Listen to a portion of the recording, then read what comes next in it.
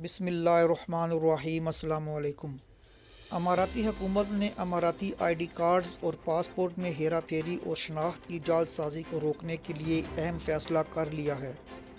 خلیج ٹائمز کے مطابق اماراتی کابینہ نے نئے ڈیزائن کے آئی ڈی کارڈز اور پاسپورٹس تیار کرنے کی منظوری دے دی ہے، جن میں ایسے سیکیورٹی فیچرز شامل کیے جائیں گے جو ان کے غلط استعمال کو انتہائی مشکل بنا دیں گے، کیونکہ مملکت میں کئی افراد موجودہ آئی ڈیز اور پاسپورٹس کی شناخت بدل کر کئی قسم کی ہیرا پھیریاں کرتے ہیں۔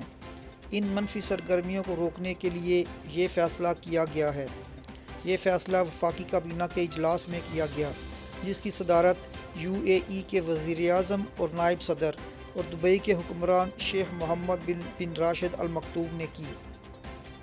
2 روز قبل شارجہ کی جانب سے ریاست کی سینکڑوں مساجد نماز جمعہ کی ادائیگی کے لیے کھولنے کا اعلان کیا گیا تھا، جس پر مسلمان کمیونٹی میں خوشی کی لہر دوڑ گئی تھی۔ اب دبئی میں مقیم لاکھوں مسلمانوں کے لیے بھی انتہائی خوشی کی خبر آ گئی ہے۔ دبئی حکام نے آئندہ جمعہ کے روز سے ریاست کی سینکڑوں مساجد کو نماز جمعہ کی ادائیگی کے لیے کھولنے کا اعلان کیا ہے۔